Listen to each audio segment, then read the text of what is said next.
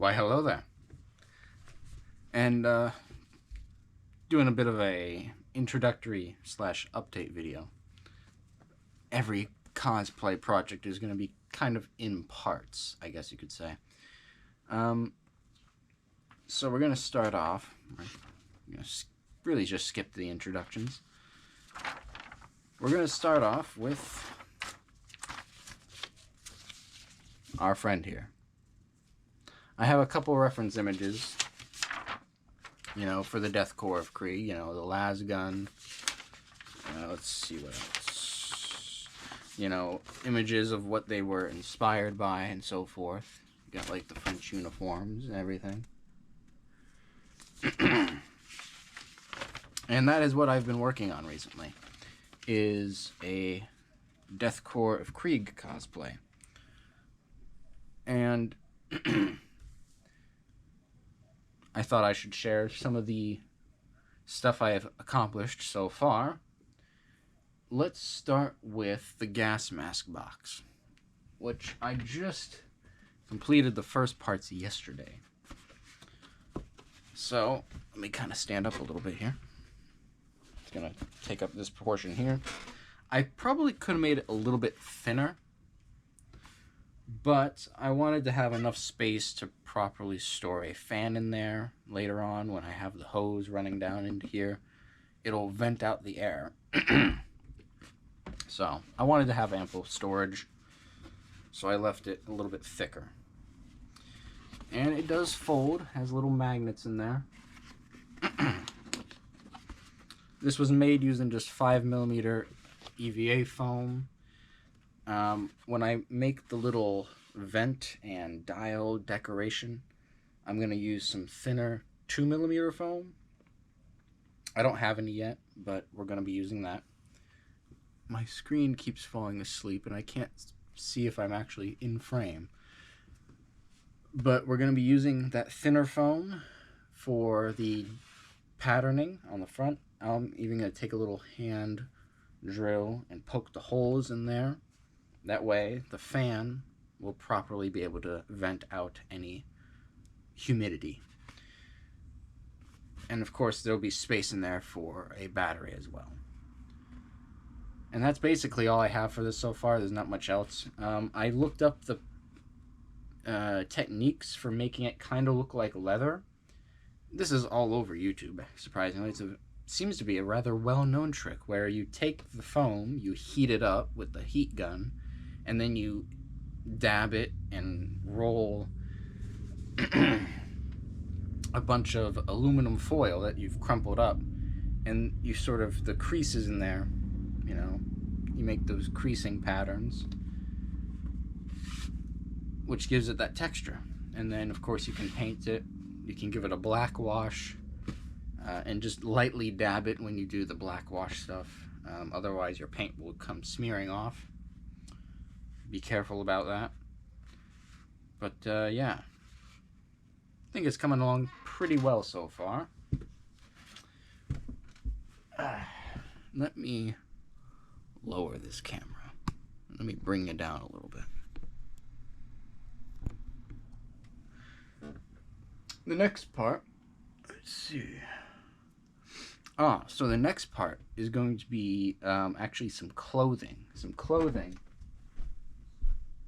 I have purchased, because it's based very much on the French uniform. So far, I had to look around at different websites. There's a bunch of different websites that have historical reenactment uniforms and equipment. And I chose one and just bought a single item from there.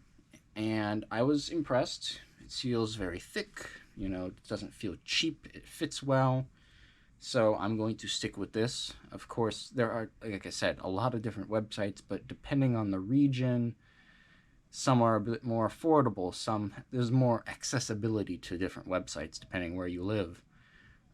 So I found one that works for me. Again, I can't really recommend or disrecommend, because everybody else has different circumstances. But I have the Horizon Blue pants, right? And then also I have, darn stupid screen. The boots have, I believe they're called hobnail boots, and these are again a French pattern. So I wore these at the last convention over in Richmond. It was a couple months ago now, or a month or two ago, and they work pretty well outside and in those places. However, when you get into the convention floor, that is when I would not recommend wearing these, right? Because of these nails on the bottom, they slip. They're very bad at gripping a smooth surface, and the convention room floor is a very smooth, clean, very very leveled surface. I don't know how to describe it. So there were several times where I nearly slipped. Like, I had to really watch my step. And yeah, unless you're going to be outside or in a place that has carpet or a place that has a more textured floor, I would not wear those, because that is a slipping hazard. I learned that the hard way, so just be mindful of that. What else? Let's see. The gun. The gun is in several different stages of working. Right? So let's go back to our images here. Our images. You see these, right? You see pictures I just pulled off of Google Images and the wiki pages and so forth.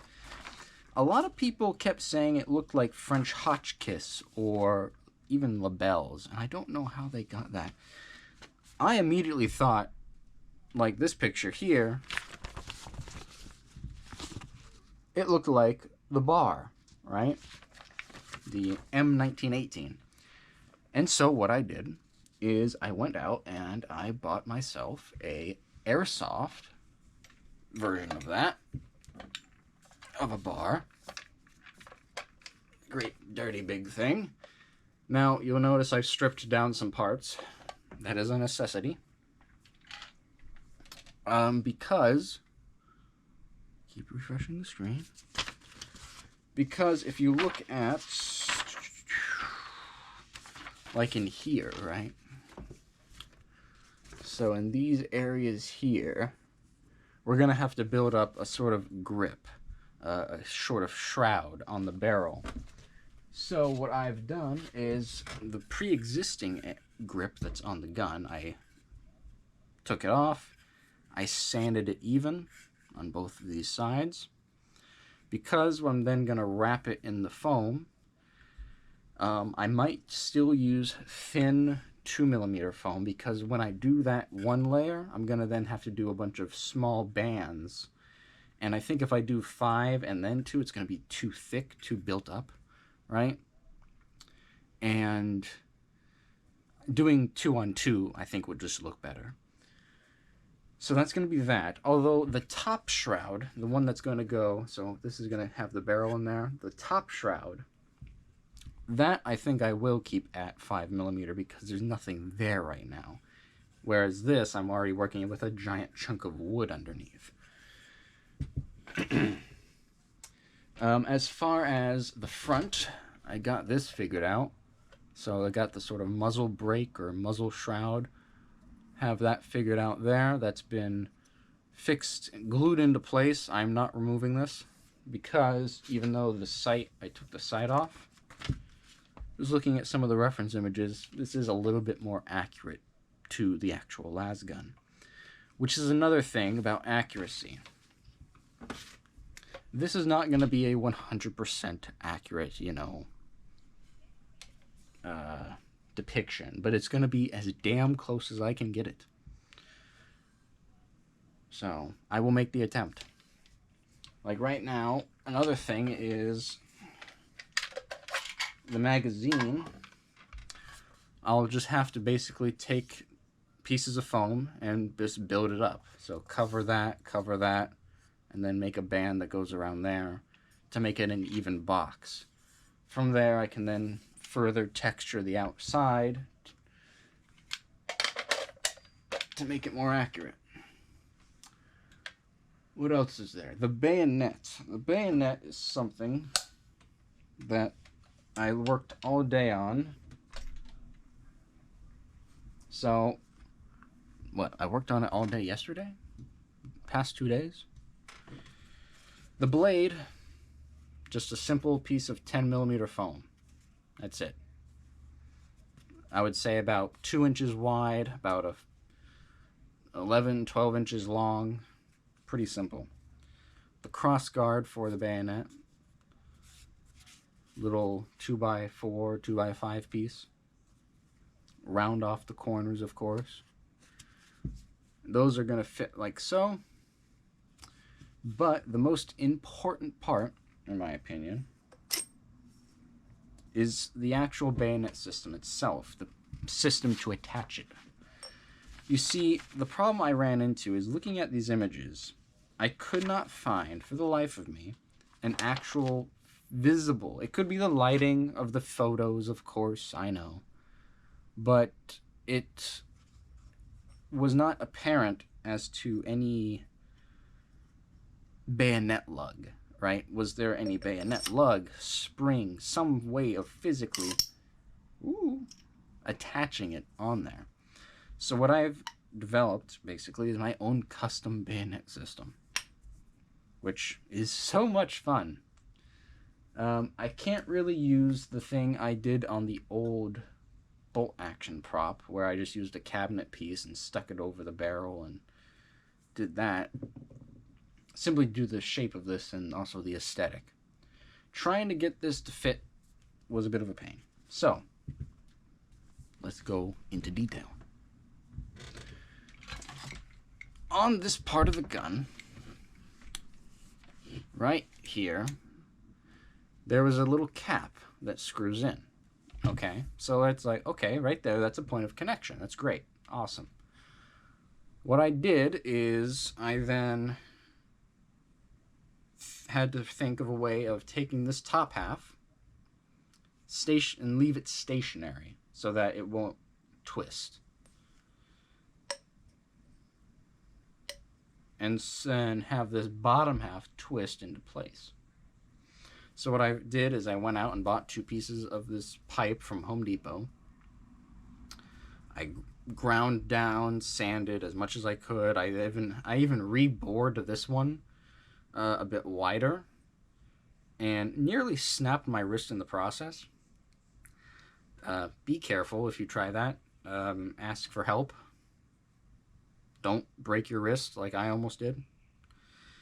But anyway, once that was done, I took the cap that came with this, forced it down the end here, and glued it into place. Oh, wait, before I did that, the washer I put here, so you're going to see that there, right? I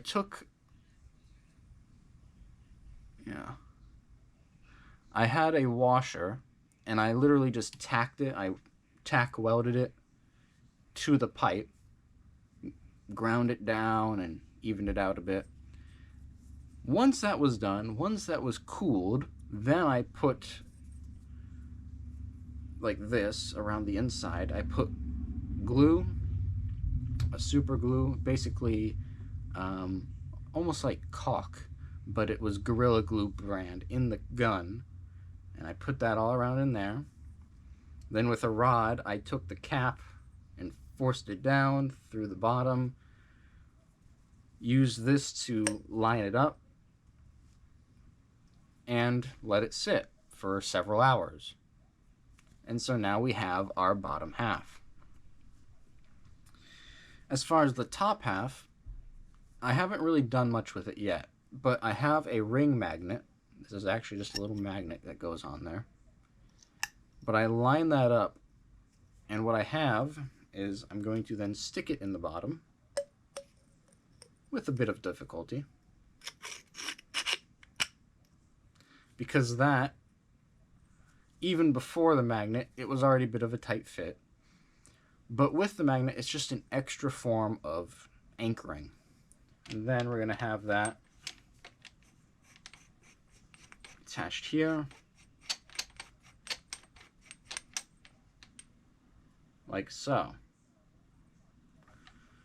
And that is our bayonet system, because in theory this will stay here, it'll stay fixed, and in place whenever I have to twist the bayonet lug off.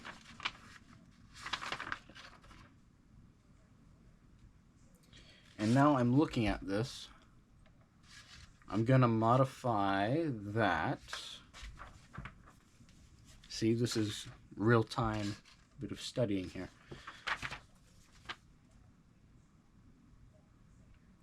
Yeah, that's gonna be too big. So what we're gonna do, right, because if you look at that,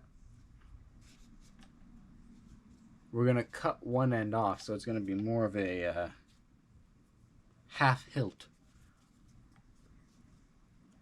That way it can fit here.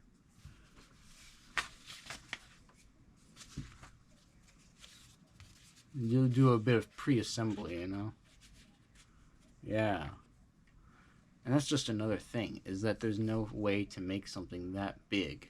You know, it's interesting just kind of like visualizing all of this being thrown together.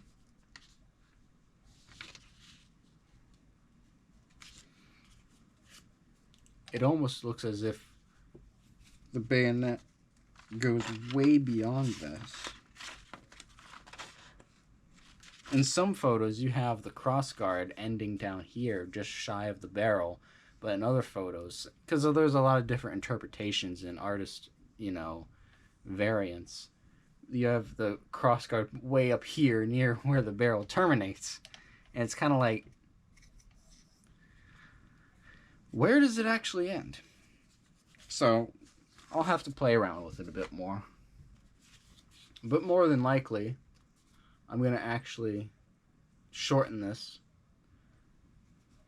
and then have the blade offset.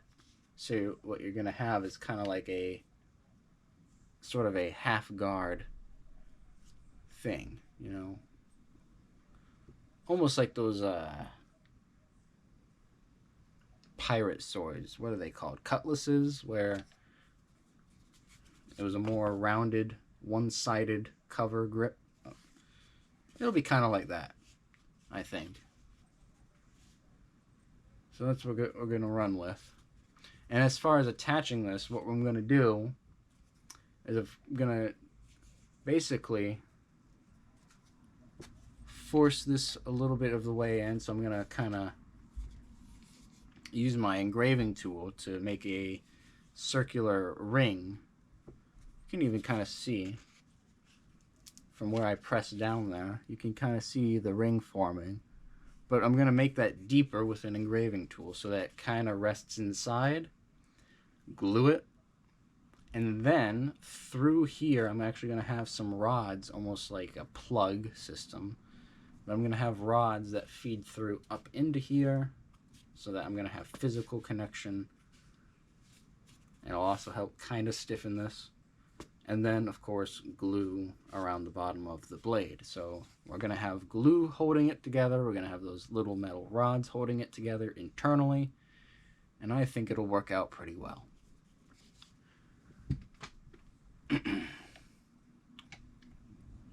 So yeah, that is so far what I have with the gun.